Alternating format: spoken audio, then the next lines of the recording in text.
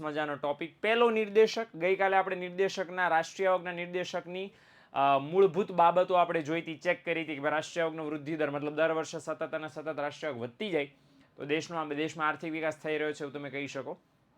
અને એ પણ આપણે જાણ્યું હતું કે ભાઈ ભારત દેશનો રાષ્ટ્રીય આવકનો વૃદ્ધિ દર, જરાક આપણે આંટો મારી લઈએ હે ને we will marring આંટા in the previous content we have ભણી. Okay, we have ભણેડ. તો આપણે શું ભણ્યા હતા? રાષ્ટ્રીય આવકનો. અને હા, આપણે આજનો આ ટોપિક શું છે? રાષ્ટ્રીય આવકનો વૃદ્ધિ દર ભણવાનો પ્રયત્ન કરશું.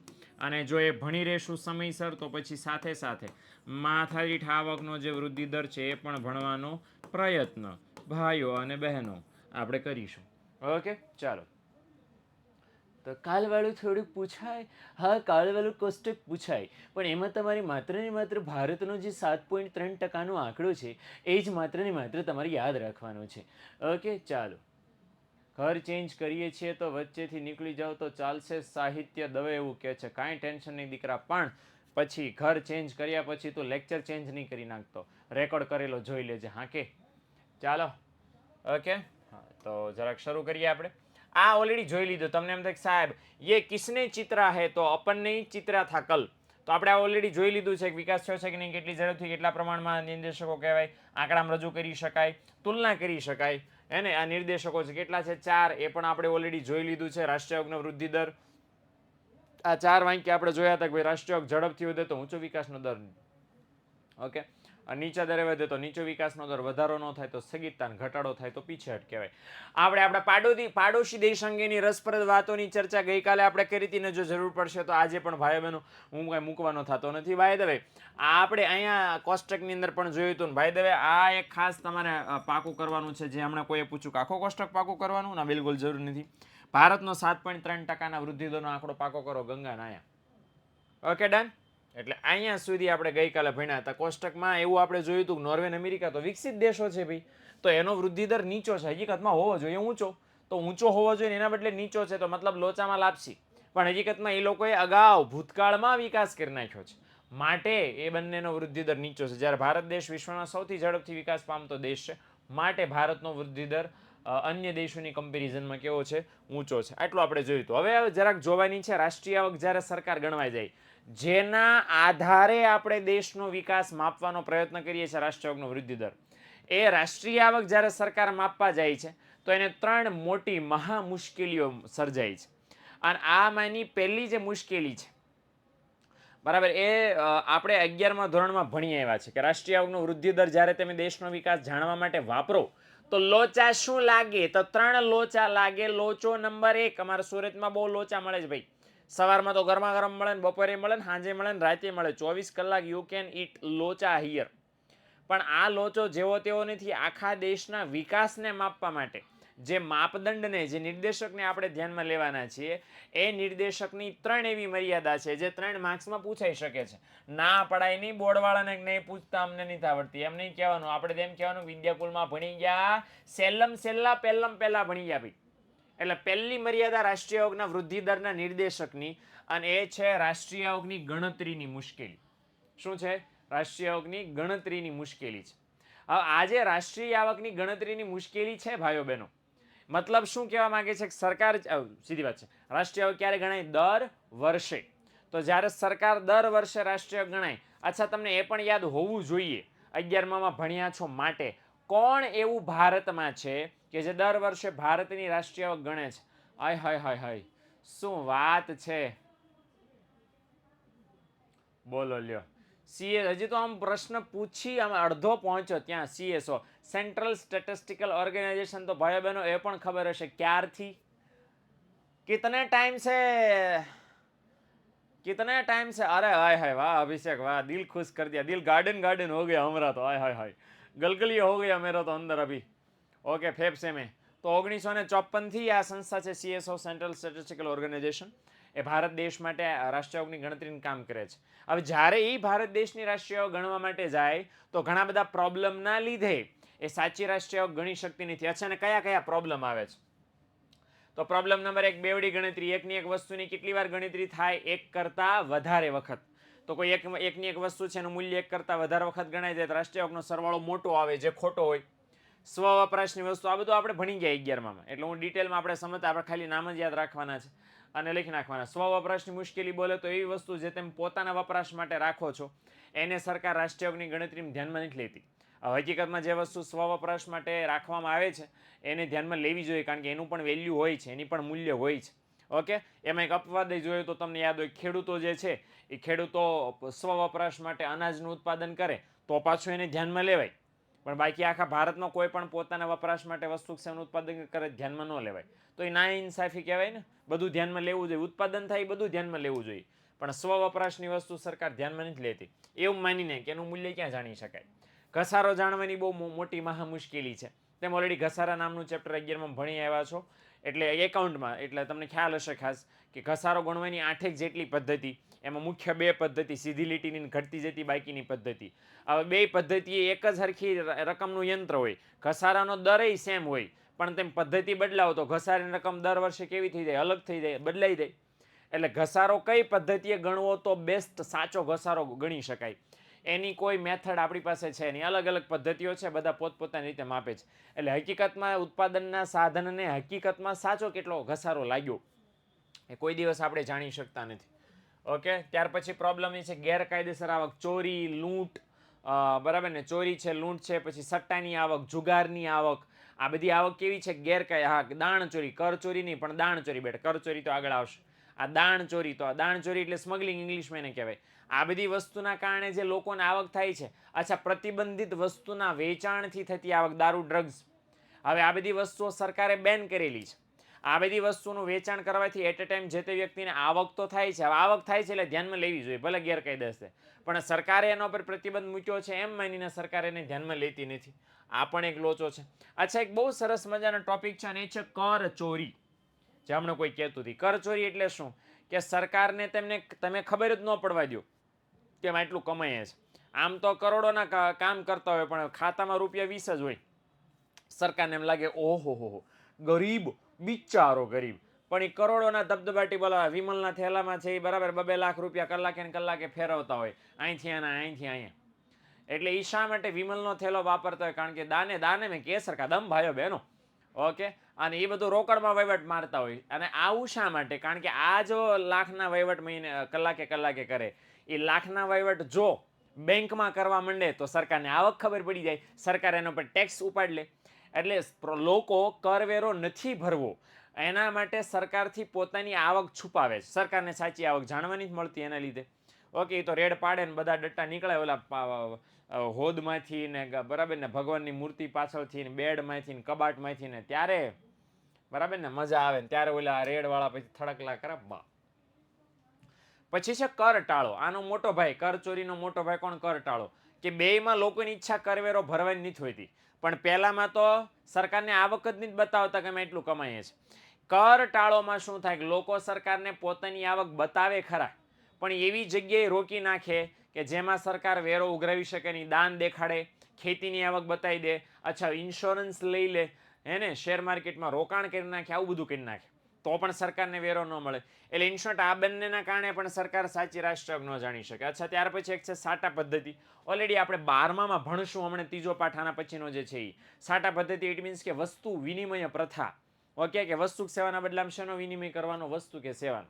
તો એ પદ્ધતિ છે એ જરાક નુકસાનકારક છે, કારણ કે એમાં નાણાંનું મૂલ્ય, નાણાં તો ક્યાંય આવતા નથી, અને આપણે હિસાબો લખાય રાષ્ટ્રીય ગણે એમાં તો રૂપિયામાં મૂલ્ય મપાવવું જોઈએ, હે ને. એટલે આ વસ્તુ તમે ટેક્સ ભરો છો, બટ ટેક્સ ભરે એટલું હું કમાતો જ નથી. હવે એટલું કમાતો તો ટેક્સ ભરો ને, કે હું લાખો રૂપિયા તો કમાતો નથી, 4 લાખ રૂપિયા મહિનાની આવક છે, ના બાપાના. ઓકે, કર ચોરીને બ્લેક મની કહેવાય? બિલકુલ. કાર ચોરી નહીં, કર ચોરી, હા બિલકુલ કહેવાય બ્લેક મની બેટા. ઓકે, હમણાં વિમલના થેલાવાળું બ્લેક મની જ હતું. ઓકે, કારણ કે બ્લેક મની એટલે શું? બિનહિસાબી નાણું. એવા રૂપિયા કે જેનો કોઈ હિસાબમાં ઉલ્લેખ નથી. હિસાબમાં ઉલ્લેખ નથી, બેંક એકાઉન્ટમાં ઉલ્લેખ નથી, ક્યાંય ટ્રાન્ઝેક્શન નોંધાયેલું નથી, જેની કોઈ રસીદ બનતી નથી, જેનું કોઈ બિલ બનતું નથી. આ બધું બિનહિસાબી એટલે કે બ્લેક મની, કાળું નાણું છે. અચ્છા, એનું ઓપોઝિટ છે વ્હાઇટ મની. વ્હાઇટ મની એટલે કાયદેસરનું નાણું, જે તમે તમારા ટ્રાન્ઝેક્શનમાં દેખાડો છો, તમારા બેંક એકાઉન્ટમાં જમા છે, જેના બિલ બને છે, જેની હિસાબોમાં નોંધ થાય છે, બધું કેવું મની છે? વ્હાઇટ મની છે. નિરક્ષરતા, જે લોકોને હિસાબ લખતા નથી આવડતા, હિસાબો લખતા નથી, અને એક કરતાં વધારે વ્યવસાયમાં રોકાયેલા લોકો એક જ વ્યવસાયની આવક બતાડે, બીજા વ્યવસાયની આવક નથી બતાડતા. હવે આ બધા લોચા છે રાષ્ટ્રીય આવક ગણવાના. તો જ્યારે સરકાર રાષ્ટ્રીય આવક ગણવા જાય ને ઓલી CSO સંસ્થા, તો આ બધાને કારણે સરકાર રાષ્ટ્રીય આવકનો સાચો આંકડો જાણી નથી શકતી. હવે જેના આધારે દેશનો વિકાસ માપવાનો છે એ જનો સાચો આંકડો ન મળતો હોય તો દેશનો વિકાસ કઈ રીતે માપી શકો ભાઈ? એટલે પ્રોબ્લેમ બસ ત્યાં જ છે કે રાષ્ટ્રીય આવક સરકાર જ્યારે ગણવા જાય છે તો આ બધા કારણોને લીધે સરકાર રાષ્ટ્રીય આવકની ગણતરી સાચી રીતે નથી કરી શકતી. મતલબ રાષ્ટ્રીય આવકનો આંકડો સાચો સરકારને નથી મળતો, અને રાષ્ટ્રીય આવકનો આંકડો સરકારને સાચો નથી મળતો તો એના આધારે કઈ રીતે તમે દેશનો વિકાસ માપી શકો? વૃદ્ધિ દરના આધારે ન માપી શકો, અને માટી દી તો મર્યાદા છે. તો આ પહેલી મર્યાદા છે. હાલો, મર્યાદા નંબર 2, અને ધીસ ઇઝ ધ વસ્તી. ઓકે, તો વસ્તી વાળું શું કીધું છે કે રાષ્ટ્રીય આવક ખાલી તમે જાણી લો. હાલો, તમારી પાસે માની લો પહેલા મુદ્દાનો તમારી પાસે તોડ મળી ગયો કે સાહેબ સામ દામ દંડ ભેદ ઢીંગ કા ચી કા આમ કરી કરીને તમે એ બધા કર ટાળો કર ચોરીની બધાને બંધ કરી દીધા, બરાબર, દાણ ચોરી બંધ કરી દીધી, ગેરકાયદેસર આવક એ બધું સરકારને કીધું સટાકે સટાક સાચો એટલે સાચો જ આંકડો મળવો જોઈએ ભાઈ. એટલે તમે ગમે એમ કરીને મારી તોડીને રાષ્ટ્રીય આવકનો સાચો આંકડો લઈ આવ્યા તો પણ માત્ર રાષ્ટ્રીય આવકના આંકડાના આધારે દેશનો સાચો વિકાસ માપી શકાય નહીં. શા માટે? કારણ કે રાષ્ટ્રીય આવક માત્રથી વિકાસ ન માપી શકાય, એની સાથે તમારી પાસે વસ્તી કેટલી છે એનું પ્રમાણ પણ તમારી પાસે હોવું જોઈએ.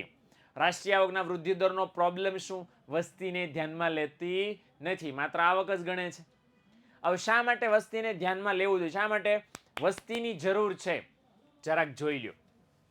માની લો કે એ નામનો દેશ છે, બાજુમાં છે બી નામનો દેશ. જો તમે પાર્ટી બદલશો જોજો હમણાં.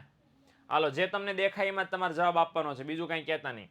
એ દેશની છે, હું પૂછી નાખીશ પછી. આ રાષ્ટ્રીય આવક 3 લાખ કરોડ છે. કેટલા કરોડ છે? 3 લાખ કરોડ.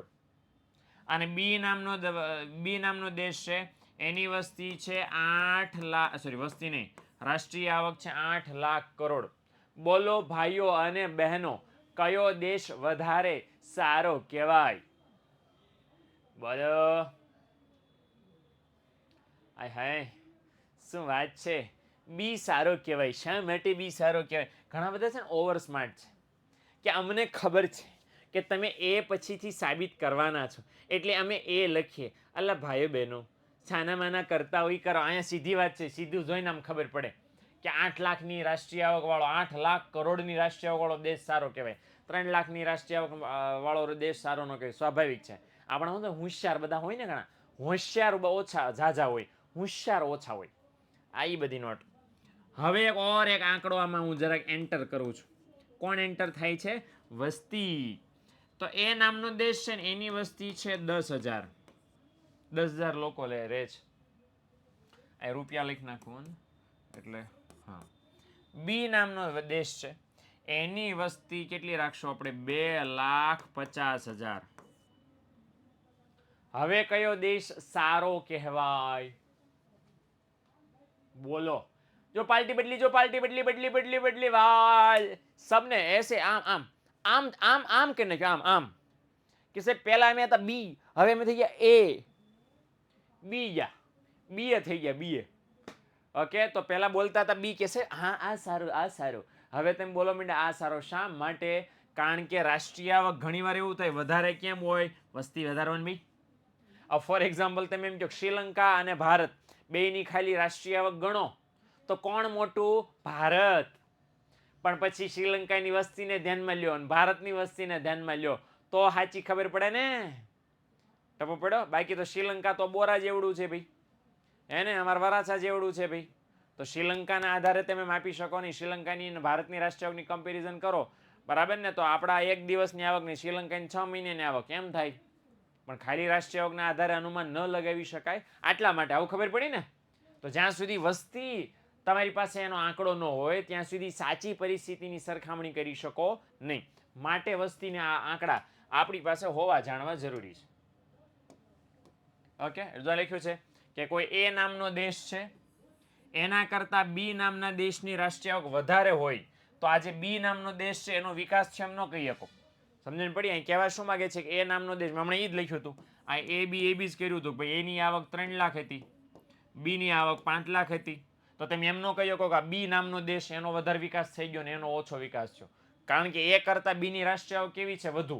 પણ ખાલી એ આંકડાના આધારે તમે એવું તારણ ન કાઢી શકો કે ભાઈ બી નામનો દેશ બહુ સારો. હા ને? જો એ લખ્યું છે કે કેમ એવું? કારણ કે ઘણીવાર એવું પોસિબલ હોય કે બી નામનો જે દેશ છે એની સાથે રાષ્ટ્રીય આવક તો ઊંચી હોય, વસ્તી પણ કેવી હોય? ખૂબ મોટી હોય, ખૂબ ઝડપથી વધતી હોય. તો કે બીનો વિકાસ થઈ રહ્યો, મેં લખ્યું ને અહીંયા કે અહીંયા 5 લાખનું હતું અને અહીંયા 3 લાખનું હતું, તો તમે એમ કીધું કે સાહેબ આ તો આ દેશ સારો કહેવાય. પછી જ્યારે મેં વસ્તીનો આંકડો લખ્યો 2 લાખ અને 8 લાખ હતું, ઓકે, 2,50,000 અને અહીંયા છે 10,000, ત્યારે તેમ બોલ્યા કે ના ના ના ના સર ના, બરાબર. એટલે એવું પોસિબલ બને કે જેની માથે રાષ્ટ્રીય આવક વધારે હોય, બરાબર, એની વસ્તી પણ બહુ વધારે હોય, જેની રાષ્ટ્રીય આવક ઓછી હોય એની વસ્તી પણ ખૂબ ઓછી હોય, તો હકીકતમાં આ દેશે વધારે વિકાસ કર્યો કહેવાય. એટલે માત્ર રાષ્ટ્રીય આવકના આંકડાના આધારે કોઈ પણ દેશની પરિસ્થિતિ જાણી શકાય નહીં, સાથે સાથે રાષ્ટ્રીય આવક પણ જાણવી, વસ્તી પણ જાણવી જરૂરી છે. ઓકે, એટલે આ એક પ્રોબ્લેમ છે નંબર 2. એટલે વસ્તી, અને છતાંય પ્રોબ્લેમ ક્યાં છે કે વસ્તી નામના પરિબળને રાષ્ટ્રીય આવકનો વૃદ્ધિ દર ધ્યાનમાં લેતો નથી. અને લાસ્ટ બટ નોટ લીસ્ટ, રાષ્ટ્રીય આવક ગણવાની જુદી જુદી પદ્ધતિ. પ્રોબ્લેમ ત્રીજો ક્યાં આવે છે કે જ્યારે પણ સરકાર રાષ્ટ્રીય આવક ગણવા જાય ને તો એની પાસે 3 પદ્ધતિ છે.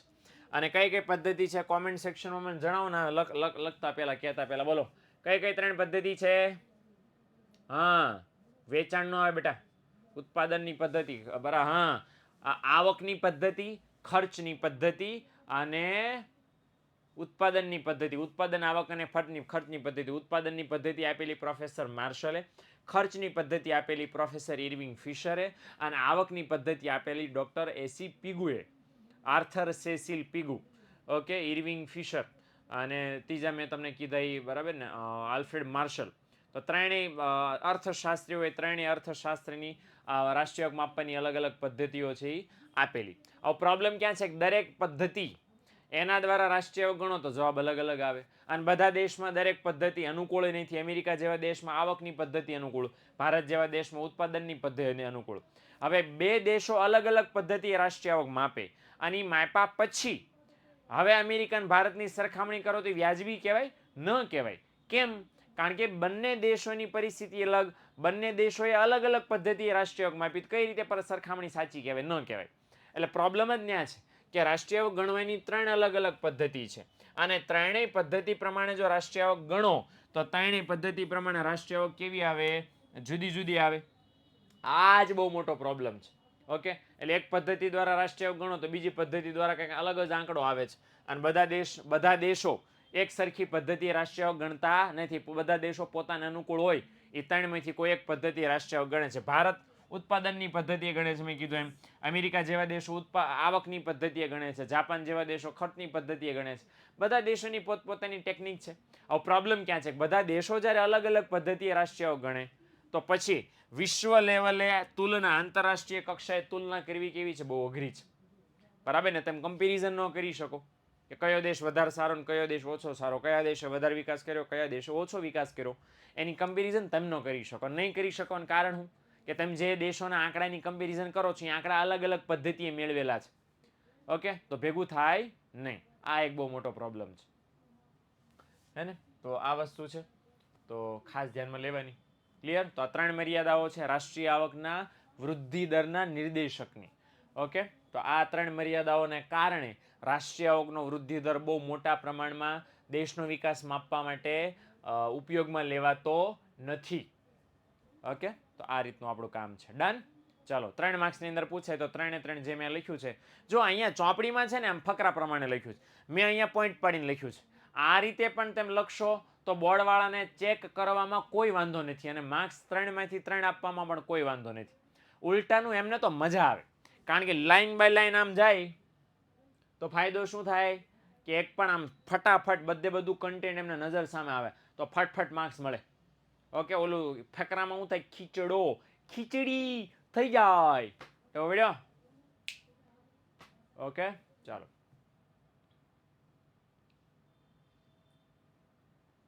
કાલે ટેસ્ટનું કહી દો ભાઈ. હા, આવતીકાલે ચેપ્ટર 1ની ટેસ્ટ છે. ચેપ્ટર 1ની જે ટેસ્ટ છે એની અંદર સરસ મજાનું પેપર મેં તમારા માટે કાઢ્યું છે. અને હું તમને 9 વાગ્યે વોટ્સએપ ગ્રુપમાં મોકલી દઈશ. જે તમારે મોકલું એટલે ફટાફટ 1 કલાકમાં લખી નાખવાનું છે. અને લખ્યા પછી જરાક શાંતિ રાખવાની છે. સાંજે છે એ આપણે સરસ મજાનું કામ હું તમને 5 વાગ્યા પછી પેપર સોલ્યુશન મોકલીશ. અને પેપર સોલ્યુશન હારે સરખાવીને તમારા કામ કરવાનું થશે. ઓકે, ચાલો. અમે ગ્રુપમાં નથી તો ભાઈ જેટલા લોકો ગ્રુપમાં હજી નથી વોટ્સએપ ગ્રુપમાં જોડાણા એ લોકો મેં તમને કાલે કીધું હતું, પમદી કીધું 99 ઉપર કોલ કરો. કોલ કરીને રિક્વેસ્ટ કરો કે ભાઈ જોડી દે તમને, એટલે તમને જોડી દેશું.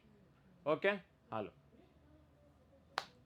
અને બીજું પેપરના ફોટાની જ મોકલવાના. હર્ષિલ કોઈ હમણાં પૂછતો તો ખીચડી ભાવે? મને છે બ્લોક કરવાનું બહુ ભાવે છે, ખીચડીની જ ભાવતી. એટલે વધારાની નકામી કોમેન્ટ ન કરો. ઓકે સર, મને 4-5 દિવસ પછી એડ થવાશે. કેમ ભાઈ? કેમ બેન?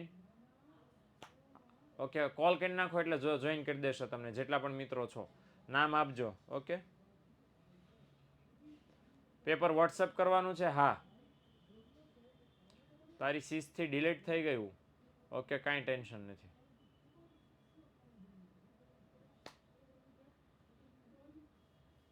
પીક ક્યાંય ગ્રુપમાં નહીં મૂકતા. ઓકે, સોલ્યુશન હું તમને મોકલીશ.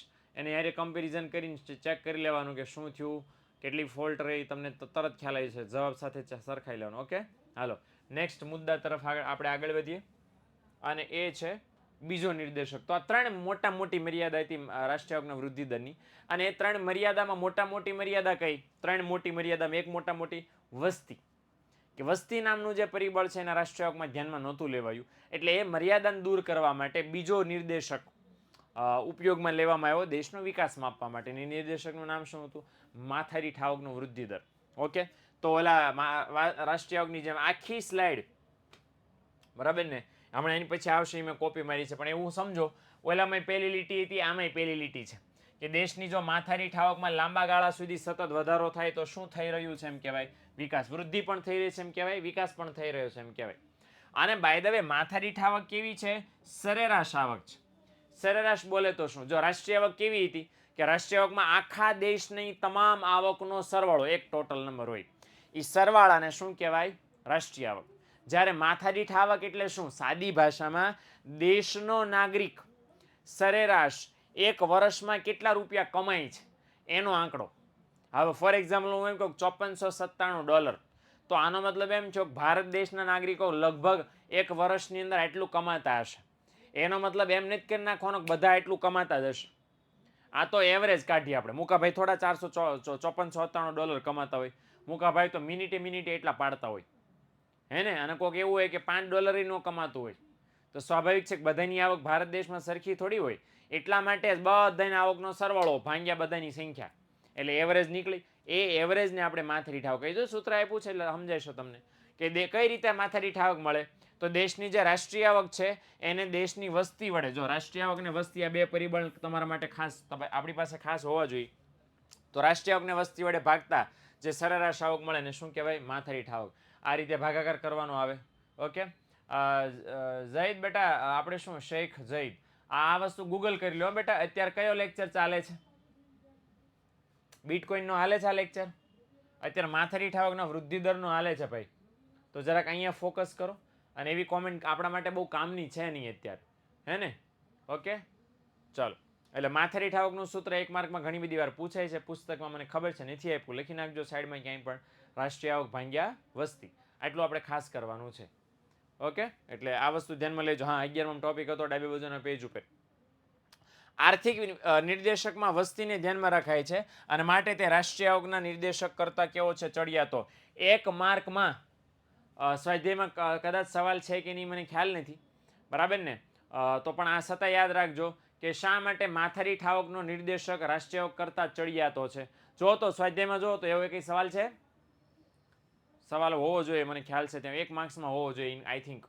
ઓકે, સરખામણીમાં માથાદીઠ આવકમાં છે ને એવો? હા, મોસ્ટ ઓફ કે છે. તો કારણ પૂછ્યું છે કે શા માટે રાષ્ટ્રીય આવક કરતા માથાદીઠ આવકનો નિર્દેશક ચડિયાતો છે. જવાબ બસ આટલો છે. જવાબ એટલા માટે માથાદીઠ આવકનો નિર્દેશક આવે કારણ કે માથાદીઠ આવકના નિર્દેશકમાં કોને ધ્યાનમાં લેવામાં આવે છે? વસ્તીને, રાષ્ટ્રીય આવકમાં વસ્તીને ધ્યાનમાં લેવામાં નહોતી આવતી. માથાદીઠ આવકના નિર્દેશકમાં વસ્તીને ધ્યાનમાં લેવાય છે અને માટે ચડિયાતો છે. ઓકે, ઇવન ત્યાં સુધી કે યુએનઓ એ યુનોના નિષ્ણાતો પણ આર્થિક વિકાસ માપવા માટે આ નિર્દેશક એટલે કે માથાદીઠ આવકના વૃદ્ધિ દરને સ્વીકારવાની હિમાયત કરે છે. મતલબ એમ યુનો એટલે કોણ? ઉનો એટલે ગરમ, બરાબર. ઉનો એટલે કોણ? United Nations. ઓહા, યુનિયન નહીં, યુનિયન નેશનલ ઓર્ગેનાઇઝેશન. મહેશ ક્યાંથી છે? મહેશને આસિફા ક્યાંથી ફૂલ ફોર્મ કાઢ્યું બેન? શું આવે? United Nations organisation. યુનો પહેલા ચેપ્ટરમાં ઓલરેડી આવી ગયું છે એટલે હું લખતો નથી, હે ને? તો આ લોકો પણ એવું કહે છે કોઈ પણ દેશનો વિકાસ માપવો છે તો તમારે વાંધો નહીં, ટેન્શન નટ, તમારે આ રીતે કરી શકો. ઓકે, ચાલો આગળ વધીએ. હવે રાષ્ટ્રીય આવકની ઓલી સ્લાઇડની મેં સીધી અહીં કોપી મારી છે અને રાષ્ટ્રીયને બદલે માથાદીઠ લખી નાખ્યું છે. બાકી બધું સેમ છે, જોઈ લો. છે તો મેં કીધું હતું ને આવશે સેમ. તો માથાદીઠ આવકમાં પણ આ જ રીતે વિકાસ માપવામાં આવે કે જો માથાદીઠ આવક ઊંચા દરે વધે તો ઊંચો વિકાસનો દર, નીચા દરે વધે તો નીચો વિકાસનો દર, વધારો ન થાય તો સ્થગિતતા, ઘટાડો થાય તો પીછેહટની સ્થિતિ. આવ્યું ને? સેમ. ઓકે, હવે આ ખાસ સમજવાનું છે કે કોઈ પણ દેશ આર્થિક વિકાસ શું લેવા સાધે તો કે લોકોનું જીવન ધોરણ સુધારવાનું. હવે લોકોનું જીવન ધોરણ સુધરે તો શું ફાયદો થાય અને ક્યારે લોકોનું જીવન ધોરણ સુધરે? જો લખ્યું છે કે માથાદીઠ આવકમાં વધારો થાય તો. ઓકે, એટલે કોઈ પણ દેશનો આર્થિક વિકાસ સાધવા પાછળનો હેતુ શું છે? લોકોનું જીવન ધોરણમાં સુધારો કરી માનવ વિકાસ ઊંચે લઈ જવાનો. એટલે દેશમાં જે માણસો છે એ માણસોનો વિકાસ હાઈએસ્ટ લેવલ ઉપર થવો જોઈએ. લોકો જે રીતે જીવે છે લાઈફસ્ટાઈલથી, એ લાઈફસ્ટાઈલમાં એટલે કે જીવન ધોરણમાં સુધારો થવો જોઈએ. હવે સુધારો કોના લીધે શક્ય બને? જો માથાદીઠ આવકમાં વધારો થાય તો. એટલે એવું સમજી લો કે કોઈ પણ દેશની જો માથાદીઠ આવક વધે, જો લખ્યું છે કે માથાદીઠ આવક વધવાથી લોકોની ભૌતિક સગવડ અને સુખાકારીમાં શું થાય? વધારો. બાય ધ વે, ભૌતિક સગવડ એટલે શું? પીવાનું ચોખ્ખું પાણી, રહેવા માટે ઘર, ખાવા માટે ખોરાક, પહેરવા માટે કપડાં, સ્વચ્છતા, વીજળી, બળતણ, આ જેટલી બાબતો જોઈએ છે વસ્તુઓ આપણને, એને કહેવાય ભૌતિક સગવડો. અને સુખ, આ બધામાં શું થાય? વધારો. લોકોની માથાદીઠ આવક વધે, દેશની માથાદીઠ આવક વધે તો સગવડોમાં વધારો થાય, સુખમાં વધારો થાય. એટલે સાદી ભાષામાં તમે એવું તારણ કાઢી શકો કે જો કોઈ દેશની માથાદીઠ આવક વધે છે તો મતલબ એમ થયો કે એ દેશના લોકોના જીવન ધોરણમાં શું થઈ રહ્યો હશે? વધારો થઈ રહ્યો હશે. કારણ કે આવક હોય તો એ આવક વધે તો તમારી ખરીદ શક્તિ વધે. આવક વધતા ખરીદ શક્તિ વધે તો પરિણામ શું હોય? લોકો વધારે માંગ કરે અને પોતાની જરૂરિયાતો પૂરી કરે તો એમના જીવન ધોરણમાં શું થાય? વધારો થાય. ઓકે, એટલે આ વસ્તુ ખાસ ધ્યાનમાં લે. વ્યક્તિ જેટલું કમાઈને માથાદીઠ આવક ન કહેવાય હર્ષિલ, બરાબર. ભારત દેશના તમામ લોકો જે કમાય એનો પહેલા સરવાળો કરવાનો અને એના ભાગ્યા લોકોની સંખ્યા કરવાની. ઓકે, એટલે જે માથાદીઠ આવકનો આંકડો આવે એ કોઈ એક વ્યક્તિની આવક નથી. ભારત દેશના બધા લોકોની સરેરાશ એવરેજ ઇન્કમ છે. ઓકે, એ હું તમને હમણાં ગણીને સમજાવું એટલે તમને ખ્યાલ આવશે. ક્લિયર થઈ ગયું? ઓકે, હાલો હવે જરાક કોષ્ટકવાળી વાત કરી લઈએ. તો ઓલરેડી મેં પેપર ફોડી નાખ્યું છે અને આ કોષ્ટક આવ્યું. કલર કેવો કલર? કેસરી કલર. અને એ જ આપણે યાદ રાખવાનો છે કે ભારત દેશની માથાદીઠ આવક કેટલી હતી? $5497. રૂપિયા નહીં, શું હતી? ડોલર. ટવો પડી ગયો હે ને? ક્લિયર થઈ ગયું? ચલો, એટલે ભારતની માથાદીઠ આવક $5497 હતી. અચ્છા, વૃદ્ધિ દર કેટલો હતો? 6%, 6%, 6% હતો. મતલબ એમ કે ભારત દેશ દર વર્ષે 6%ની સ્પીડે માથાદીઠ આવકમાં શું કરી રહ્યો છે? વધારો કરી રહ્યો છે. ક્લિયર થઈ ગયું? એટલે આ વસ્તુ અત્યારે માથાદીઠ આવક કેટલી છે? આઈ ડોન્ટ નો, સિરિયસલી બેટા, બરાબર. કારણ કે મેં તો આ ચોપડીનો આંકડો પાકો કર્યો છે એટલે એક્ઝેક્ટલી અત્યારે કેટલી છે મને ખ્યાલ નથી. ઓકે, હા, આ ધીસ ઇઝ કરેક્ટ નંબર. આ ચોપડી પ્રમાણે હર્ષ કરેક્ટ નંબર છે. 11માં 5150 હતી બેટા, એમાં વર્ષ અલગ હતું. આ 2014ની છે, એમાં 2011ની હતી. ઓકે, એટલે ચોપડા ફરી ગયા, વર્ષ ફરી ગયું, ધોરણ ફરી ગયું છે. નવા અને અપડેટેડ આંકડા આપણે પાકા કરવાના છે. આ કયા વર્ષનો આંકડો છે? 2014નો આંકડો છે. ઓકે, એટલે આ નવા વર્ષના નવા આંકડા યાદ રાખવાના અને ચોપડીમાં શક ન કરો. ઓકે, તો ભારતની માથાદીઠ આવક $5497 હતી. અચ્છા, સમખરીદ શક્તિ એટલે શું? સમખરીદ શક્તિનો મતલબ એમ કે તમારી પાસે જે આવક આવે છે એના દ્વારા તમે કેટલી વસ્તુ સેવાઓ ખરીદી શકો છો. તમારી પાસે ખરીદવાની તેવડ કેટલી છે. દાખલા તરીકે હું 10,000 કમાતો હોઉં તો સ્વાભાવિક છે હું 10,000 જ વાપરવાનો, પણ એ 10,000 વાપરીને કેટલી વસ્તુઓ ખરીદી શકું, ઓકે, એને કહેવાય સમખરીદ શક્તિ. ઓકે, મહિનાની નહીં વર્ષની આવક. કુનાલ, ઓકે, હિમાયત એટલે ભલામણ. ઓકે, ક્લિયર થઈ ગયું? એટલે આ વસ્તુ ધ્યાન રાખવાનું.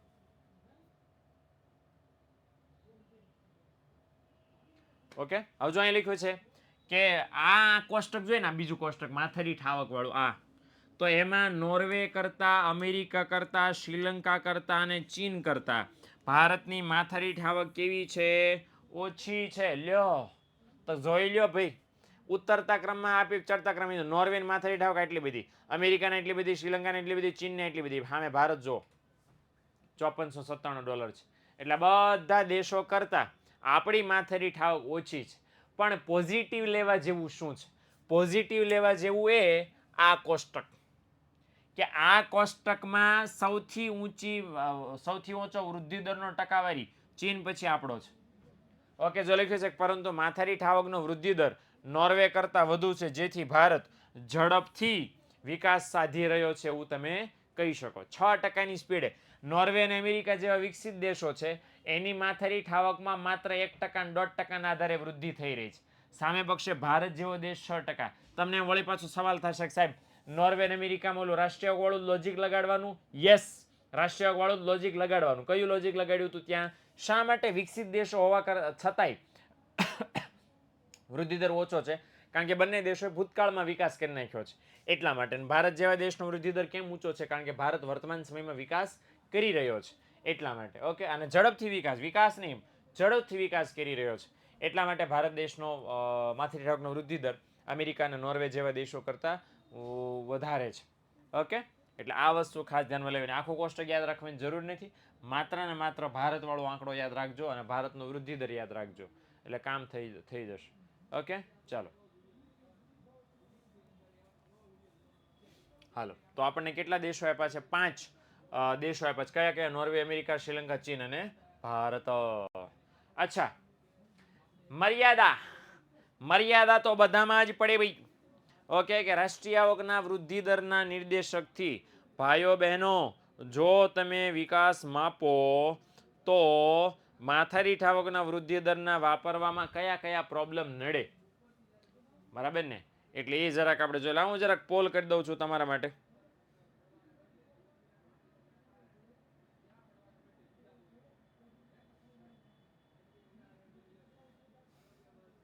શું આપણે કરશું? ઓકે, હા, ચાલો તો ફટાફટ જોઈ લો. ઓકે, તો મર્યાદા આપણે ચેક કરીએ. તો માત્ર અંદાજોની આપણે જ્યારે વાત કરીએ છીએ, બરાબર, આમ તો 5 જેટલી મર્યાદાઓ છે. ઓલામ 3 હતી ને, આમાં 5 મર્યાદાઓ છે. ભગવાન સાહેબ, બહુ જ ગરમી છે. હાય ગરમી, કાંઈ વાંધો નહીં. ભગવાન વરસાદ લાવી રહ્યા છે. બાય ધ વે કેરળમાં ખાબક્યો છે વરસાદ ગઈકાલે. તો હવે આપણે કેરળમાં આવે ને પછી એના અઠવાડિયા પછી મુંબઈમાં આવે અને એના અઠવાડિયા પછી આપણે આવે. ઓકે, એટલે 15 દિવસ વરસાદ આગો છે, બરાબર ને? બહુ ઝાઝું છે નહીં. હાલો, કે આપણે માથાદીઠ આવકના વૃદ્ધિ દરના નિર્દેશકની પહેલી મર્યાદા જોઈએ છે. અને પહેલી મર્યાદાનું નામ શું છે? કે ભાઈ માથાદીઠ આવકમાં શું હોય છે? માત્ર ને માત્ર અંદાજો, માત્ર ને માત્ર એસ્ટિમેટ જ હોય છે. ઓકે, હા, એટલે એ વસ્તુ જોઈ લો. હવે જો રાષ્ટ્રીય આવક જો માત્ર અંદાજો એટલે શેના અંદાજો? તો માથાદીઠ આવકનું સૂત્ર શું છે? રાષ્ટ્રીય આવક ભાગ્યા વસ્તી. મતલબ તમારે માથાદીઠ આવક માપવી છે, જાણવી છે, તો તમારી પાસે 2 માપ હોવા જોઈએ. કયા કયા? એક તો રાષ્ટ્રીય આવકનો આંકડો હોવો જોઈએ અને ભાગ્યા વસ્તીનો આંકડો હોવો જોઈએ. હવે એમાં રાષ્ટ્રીય આવકનો આંકડો દર વર્ષે ગણાય છે. રાષ્ટ્રીય આવક દર વર્ષે ગણાય છે એટલે રાષ્ટ્રીય આવકનો આંકડો તો તમને દર વર્ષે મળી રહે. જો રાષ્ટ્રીય આવક દર વર્ષે ગણાય છે એમ માથાદીઠ આવક પણ દર વર્ષે ગણાય છે. એટલે તમારી પાસે દર વર્ષે રાષ્ટ્રીય આવક અને વસ્તીનો આંકડો હોવો જોઈએ માથાદીઠ આવક ગણવી હોય તો. લોચા લાપસી ક્યાં છે? એક સારું એ છે કે રાષ્ટ્રીય આવક તો દર વર્ષે CSO ગણે છે એટલે એના આંકડા તો ફટાફટ મળી જાય છે. પણ વસ્તી ગણતરી ક્યારે થાય છે? દર 10 વર્ષે થાય છે. દર 10 વર્ષે વસ્તી ગણતરી થાય એટલે વસ્તીનો ઓથેન્ટિક સાચો આંકડો ક્યારે મળે? 10 વર્ષે મળે. તો માની લ્યો કે 2001માં વસ્તી ગણતરી થઈ, પછી ક્યારે વસ્તી ગણતરી થઈ? છેક 2011માં. તો વસ્તીનો સાચો આંકડો ક્યારે મળે? 1માં મળે. અને પછી સાચો આંકડો ક્યારે મળે? 11માં. તો આ બધા વચ્ચેના વર્ષોમાં, તો વચ્ચેના વર્ષોમાં તમારે અંદાજ લગાડવા પડે કે ભાઈ 2001માં એટલી હતી. તમે આંકડાશાસ્ત્ર વિષયની અંદર એક સરસ મજાનું ચેપ્ટર ભણો છો, મને ખ્યાલ છે ત્યાં સુધી નિયત સંબંધ આવશે ભણવામાં. ઘણાએ ભણી લીધું હશે અને ઘણાને ભણવાનું બાકી હશે. ભાગ 1 ચેપ્ટર નંબર 3 સુરેખ નિયત સંબંધ. ઓકે, હવે આ નિયત સંબંધ શું છે કે તમારી પાસે ભૂતકાળનો ડેટા છે અને એના આધારે ભવિષ્યમાં કેટલો વધારો થશે એ આપણને આ લોકો ગણતરી કરીને જણાવી દે. કેમ ઓલા આઈપીએલ વાળા ખબર છે ને, પ્રોજેક્ટેડ સ્કોર દેખાડે કે ભાઈ અત્યાર સુધી આટલી સ્પીડે આ રમી રહ્યા છે અને જો આટલી ને આટલી સ્પીડે રમશે તો આટલેમી ઓવર સુધીમાં અંદાજે આટલા રન મારશે. હવે આ લોકોએ કઈ રીતે ગણી નાખ્યું ભાઈ? તો આ લોકોએ નિયત સંબંધ વાપરીને ગણ્યું હોય, હે ને? તો હવે આ લોકો શું કરે? 2001નો ડેટા તો છે, એના આધારે 2002, 3, 4, 5, 6, 7, 8, 9, 10 આ જે વચ્ચેના 9 વર્ષો છે એ વચ્ચેના 9 વર્ષનો ડેટા કેવો હોય? અંદાજિત. કેવો હોય ડેટા? અંદાજિત. એટલે વસ્તી ગણતરી દર 10 વર્ષે થાય અને બાકીના જે મેં કીધું એમ વચ્ચેના વર્ષો એના આંકડા કેવા હોય છે? અંદાજિત હોય છે. અને એના કારણે માથાદીઠ આવકનો આંકડો સાચો મળતો નથી. તમે એમ કહો સાહેબ દાખલો તો સાચો ગણીએ, બહુ એક્યુરેટ હોય ના? બિલકુલ ના એક્યુરેટ, માત્ર ને માત્ર અંદાજિત હોય. તમે એક ટબે ટબાન માથું પકડીને ગોતો, એ 10 વર્ષે થવાનું છે. બાકીના વર્ષોમાં તમારે અંદાજ લગાડવાનો કે 2001માં એટલી હતી એટલે કદાચ આટલી હોઈ શકે. હવે વિચાર કરો કે માથાદીઠ આવકનું સૂત્ર શું? રાષ્ટ્રીય આવક ભાગ્યા વસ્તી. અંશ તો તમને પરફેક્ટ મળી ગયો, છેદમાં લોચા છે. એ આંકડો અંદાજિત છે. તો માથાદીઠ આવકના સૂત્રમાં જે છેદ આપણે મૂકીએ એ અંદાજિત આંકડો છે. તો એના આધારે માથાદીઠ આવક ગણો એ સાચો આંકડો કઈ રીતે હોય? અને માથાદીઠ આવકનો આંકડો સાચો ન હોય તો કઈ રીતે દેશનો વિકાસ માપી શકો? લોચામાં લોચા છે. અંશનો હજી વાત કરવાની બાકી છે. અંશ આવે છે, ઓકે, છેદવાળી વાત, સોરી અંશવાળી વાત કે ભાઈ સરકાર રાષ્ટ્રીય આવક ગણે, માથાદીઠ આવક ગણે, એમાંય મુશ્કેલી આવે છે. શું મુશ્કેલી આવે છે? કે તમે 11માં ભણી ગયા છો કોન્સેપ્ટ વાસ્તવિક નાણાકીય આવક, રાષ્ટ્રીય નાણાકીય વાસ્તવિક રાષ્ટ્રીય આવક, નાણાકીય રાષ્ટ્રીય આવક. 9મા ચેપ્ટરનો છેલ્લા 2 મુદ્દા. અને એમાં એવું હતું કે સરકાર છે જ્યારે રાષ્ટ્રીય આવક ગણવા જાય કે માથાદીઠ આવક ગણવા જાય તો એની પાસે 2 પ્રકારના ભાવ હોય. જેટલા પણ મિત્રો આંકડાશાસ્ત્ર વિશે ભણે છે એ લોકોને ખ્યાલ છે કે કોઈ આધાર વર્ષના ભાવ, એટલે કે સ્થિર ભાવ, એટલે કે ભૂતકાળના ભાવ, એટલે કે પાયાના ભાવ, અને બીજા છે ચાલુ વર્ષના ભાવ, એટલે કે બજાર ભાવ. હવે જ્યારે સરકાર રાષ્ટ્રીય આવક ગણે તો સરકારની પાસે 2 ઓપ્શન છે કે પાયાના ભાવને ધ્યાનમાં લેવા, એટલે કે સ્થિર ભાવને ધ્યાનમાં લેવા, કે ચાલુ વર્ષના ધ્યાનમાં લેવા. માની લો હું 2024ની રાષ્ટ્રીય આવક ગણું કે માથાદીઠ આવક ગણું, તો 2024ની વસ્તુઓના ભાવ ધ્યાનમાં લેવા તો ચાલુ વર્ષના ભાવ કહેવાય, અને 2024ની રાષ્ટ્રીય આવક ગણતી વખતે ભૂતકાળના 2015ના ભાવને ધ્યાનમાં લઉં તો સ્થિર ભાવ ધ્યાનમાં લીધા કહેવાય. હવે આજની તારીખે અર્થશાસ્ત્રીઓ વચ્ચે મતાંતરો છે, ભેદભાવો છે. એ લોકો બાજા કરે છે સીસીટીવી માસીઓને હારે લઈને, કારણ કે અર્થશાસ્ત્રીને બાજતા ન આવડે, એમને તો ભણતા આવડે. એટલે સીસીટીવી માસીઓને સ્પેશિયલ બાજવા લાવે અને એ લોકો સીસીટીવી માસીઓ દલીલ કરે કે ભાઈ અમારો માણા એવું કહે છે કે વાસ્તવિક ભાવે હાસું, ઓલો એમ કહે છે નાના નાણાકીય ભાવે હાસું, એટલે કે એ બધું મૂકો, ચાલુ વર્ષે ગણા એ હાસું, એટલે કે એ બધું મૂકો, પાયાના ભાવે ગણા એ હાસું. હજી એક થઈ ક્યાં નથી. એટલે પ્રોબ્લેમ ક્યાં છે કે રાષ્ટ્રીય આવક ચાલુ ભાવે ગણવી કે સ્થિર ભાવે ગણવી એ હજી સરકાર નક્કી કરી શકતી નથી. તો એક મુશ્કેલી છે. જો લખ્યું કે રાષ્ટ્રીય આવકને માથાદીઠ ચાલુ ભાવે ગણવી કે સ્થિર ભાવે ગણવી, એની મુશ્કેલી છે. ઓકે, સરકારને હજી નથી ખબર પડી કે કયા ભાવે ગણીએ તો સહેલું પડે. અને માસીઓ દર વર્ષે બાજા કરે છે. અર્થશાસ્ત્રીઓ જયો આપણા માસી જયો મારા હાટું કેટલા બાજે અને આમ કર્યા કરે છે. તમારો મત શું? ભાઈ મારો મત એવો કહે છે કે સ્થિર ભાવે ગણવી જોઈએ. કયા ભાવે? સ્થિર ભાવે. ઓકે, મારો મત એવું કહે છે. પણ મારો મત શું લાગુ પડે ભાઈ? બરાબર, મેં કાં અર્થશાસ્ત્રી છું, મેં કાં ચોપડી લખી છે, એટલે મારા મતની કાંઈ એમાં વેલ્યુ છે નહીં. પણ સ્થિર ભાવે ગણો તો સારી વસ્તુ છે. ઓકે, બાપરે, ઓર 3. ઓકે, હાલો ત્યાર પછીનો મુદ્દો છે અને છે સરેરાશ માપ. તો સરેરાશ માપ છે, ઓલરેડી આપણે સૂત્ર બાંધ્યું છે કે જો લખ્યું છે કે માથાદીઠ આવક વધે પણ જો આવકની વહેંચણી સમાન હોય તો જ વિકાસ થયો એમ કહેવાય. ઓકે, આગળ એવું કીધું છે કે જો આવકની વહેંચણી અસમાન હોય તો આર્થિક વિકાસ થયો છે એમ તમે કહી શકો નહીં. શા માટે? કારણ કે આ માથાદીઠ આવકનો ખ્યાલ ખામી ભરેલો છે અને એના કારણે વિકાસની દિશા જાણી ન શકાય. તમને લોચા પાલટી થઈ હોય તો હું જરાક ઉદાહરણ આપીને સમજાવું. હા પાડો કે ના પાડો, કાંઈક પાડો એટલે હું તમને સમજાવું. હા, માની લો કે એક દેશ છે, દેશનું નામ બોલવાની જરૂર કોઈ ખરા? નહીં. તો ચંપક નામનો દેશ છે, ચંપકમ ચંપકમ ચંપકમ. તો ચંપક નામનો દેશ છે ભાઈ બહેનો, અને ચંપક નામના દેશમાં આપણો ઘરનો દેશ બનાવે છે. કેલ્ક્યુલેટર સાથે રાખજો, ગણતરી કરવી પડશે.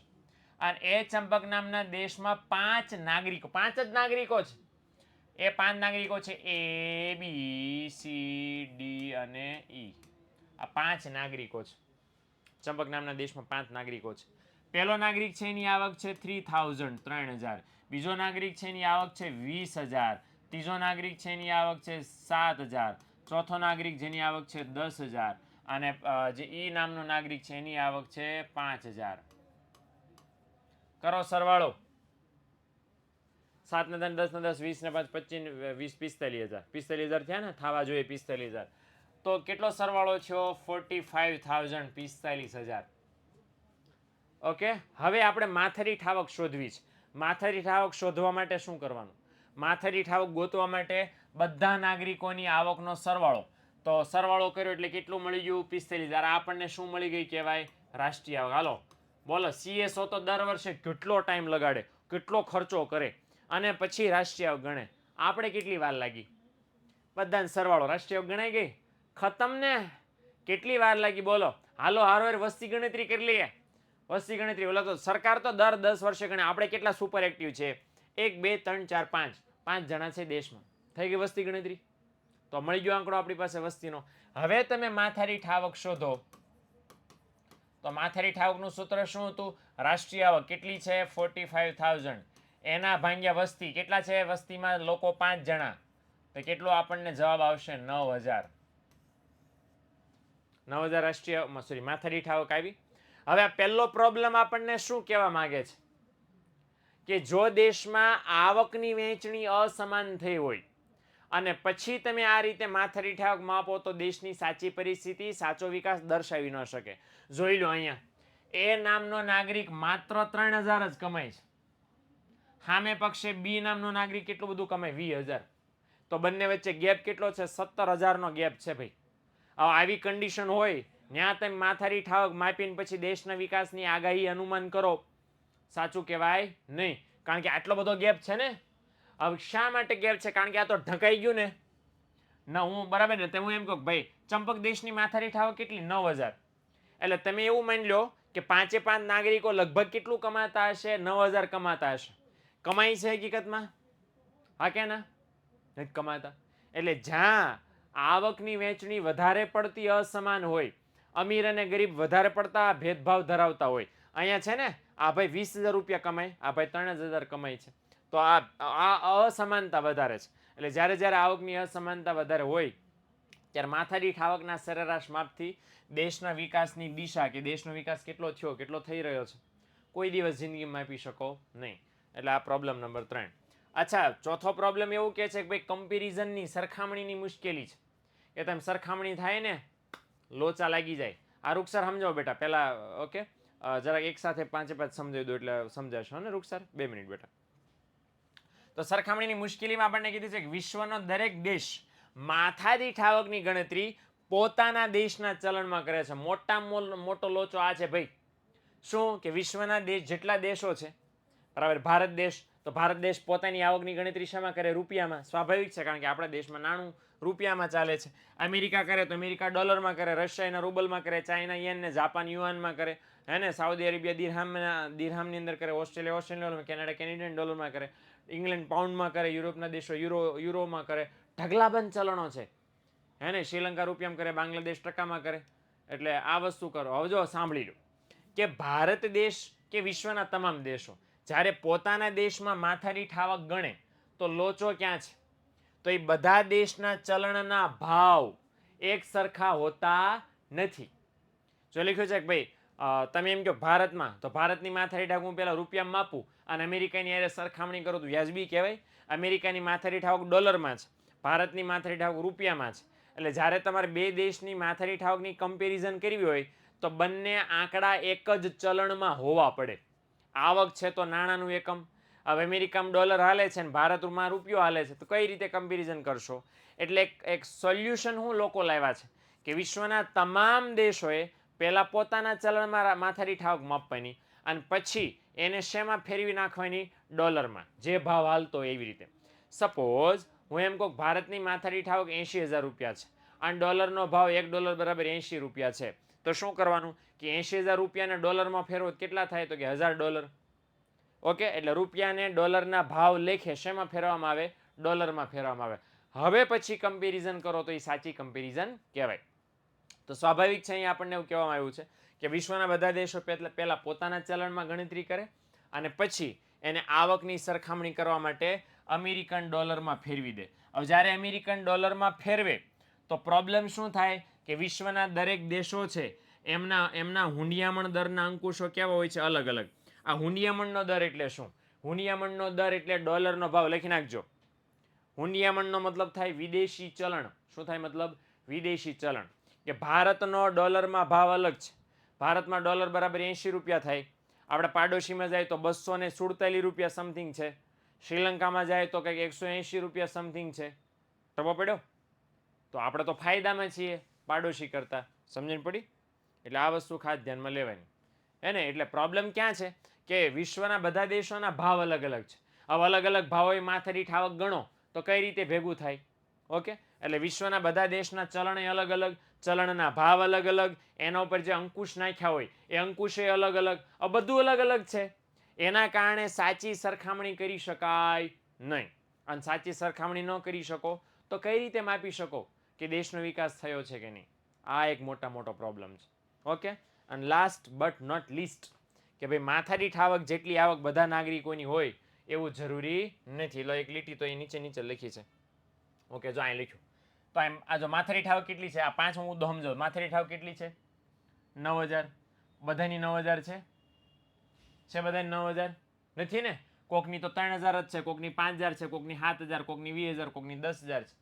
એટલે પ્રોબ્લેમ ક્યાં છે કે જ્યારે તેમ માથાદીઠ આવકનો આંકડો જાણો છો, હમણાં આપણે $5497 માથાદીઠ આવકનો આંકડો જોયો. એનો મતલબ એમ નથી કરી નાખવાનો કે ભારતના બધા નાગરિકો $5497 કમાતા હશે. કોક તો હજી તાજું જન્મ્યું હોય, એક વર્ષ વ્યાય કરતું હોય, એની ગણતરી થઈ જાય માથાદીઠ આવકના આંકડામાં. તો કે એ કમાઈ $5497, એને તો 54નો ચય નથી આવડતો. એને તો દુનિયા શું છે બરાબર ને? બાળકો ભગવાનનું રૂપ છે, પણ એ બાળક નાનું છે, ભગવાન નાના છે, તો એને કેમ ખબર પડે વોટ ઇઝ ધીસ? ફાફડાની ડીશ. પણ એને આમાં ગણી નાખવામાં આવે છે. ઓકે, એટલે આ વસ્તુ છે. જો તમે નાના છો મહેશ્વરી, તો મોટા કોણ? મારે એ જાણવું છે. 12માં આવ્યા, 17 વર્ષના થયા અને હજી તમે એમ કહો કે મેં નાના, તો મોટું કોણ? એ ભગવાન. ઓકે, તો આ એક પ્રોબ્લેમ છે. અચ્છા, રૂકસારે સવાલ પૂછેલો, જરાક હું જરાક ત્રીજો મુદ્દો ફટાફટ સમજાવી દઉં. તો ભાઈ કહેવાય માગે છે માથાદીઠ આવકનો આ મર્યાદા કે ભાઈ જ્યારે માથાદીઠ આવક તમે માપો તો કયા દેશમાં ન મપાય, કયા દેશમાં ન માપવી જોઈએ? તો એવા દેશમાં કે જ્યાં આવકની અસમાનતા બહુ વધારે હોય. આવકની અસમાનતા એટલે શું? અમીરની આવક અને ગરીબની આવક, બેયની આવક વચ્ચે તફાવત બહુ ઝાઝો હોય એવા દેશમાં માથાદીઠ આવક દ્વારા દેશનો વિકાસ ન જાણી શકાય. હવે અહીંયા ગરીબમાં ગરીબ માણા કોણ? 3,000 વાળો. અમીરમાં અમીર કોણ? 20,000 વાળો. બંને વચ્ચેનો ગેપ કેવો છે? 17,000. આવડો મોટો. હા, 2,000 3,000નો ગેપ તો બહુ મિનિમમ કહેવાય, એટલે ચાલે. અને એવા દેશમાં માથાદીઠ આવક માપો તો કાંઈ પ્રોબ્લેમ નથી. પણ પ્રોબ્લેમ ક્યાં છે કે જ્યાં અસમાનતા વધારે છે, જ્યાં તફાવત વધારે છે, એવા દેશમાં જો માથાદીઠ આવકથી વિકાસ માપો તો સાચી પરિસ્થિતિ દર્શાવે નહીં. ઓકે, ચાલો. એટલે આ વસ્તુ ખાસ ધ્યાનમાં લેવાની. આજે યુટ્યુબમાં લેક્ચર મારો નથી, પણ 12મા ધોરણનો એક સબ્જેક્ટનો તો શ્યોરલી આવશે જ. આજે 11મા ધોરણમાં મારો યુટ્યુબનો લેક્ચર છે, પણ એનો મતલબ એવું નથી કે 12મા ધોરણનો નથી આવવાનો. 12મા ધોરણનો પણ આવવાનો છે. જૈનિલ તે 25 વાર કીધું છે કાલ મારો બર્થડે છે. હેપી બર્થડે દીકરા ઇન એડવાન્સ. ઓકે, અને આવતીકાલે પરીક્ષા દેજે બાજો. બર્થડેમાં મારી ગિફ્ટ આવતીકાલે 9 વાગ્યે ગ્રુપમાં મળી જશે. હો ને? જૈનિલ તરફથી ભાઈઓ બહેનો આવતીકાલે 9 વાગ્યે ગ્રુપમાં પેપર આપવામાં આવશે અને એનો સ્પોન્સર હું બન્યો છું. ટેન્શન નહીં લેતો જેનિલ, પૈસા થાય ઈ મારા તરફથી પેપરના. Okay done. એટલે જેનિલની બર્થડે પાર્ટી આવતીકાલે સવારે 9 વાગ્યે છે, જેનું પેપર હું કાઢવાનો છું, પીરસવાનો હું છું તમને. એટલે આવી જાજો 9 વાગ્યે, જરાક હાજર રહેજો. નોટ પેન અને ઈમાનદારીથી લખજો ભાઈ, જોવાવાળો ઉપર ભગવાન છે. ઓકે, તો આશા છે કે તમને લેક્ચરમાં મજા આવી હશે, ભણવાનું ગમ્યું હશે, ભેજામાં ઘૂસી ગયું હશે. અને આવતીકાલના મતલબ આવતીકાલે એટલે આવતા ગુરુવારે હવે તો હો 4 દિન કી ચાંદની ફિર ઉજાલી રાત. એટલે 4 દિવસ પછી હવે આપણે વળી પાછા મળશું. શું ભણવા માટે? પીકલાઈ PQLI ભણવા માટે, physical quality of life index. Okay, આ ઢીંકા ચીકા ભાઈ. ઓકે, અને this is the DPP you have to write in your ઢીંકા ચીકા. ઓકે, તો મળીએ આપણે આવતા ગુરુવારે. Ta ta bye and bye and bye and bye and bye and bye and see આવજો.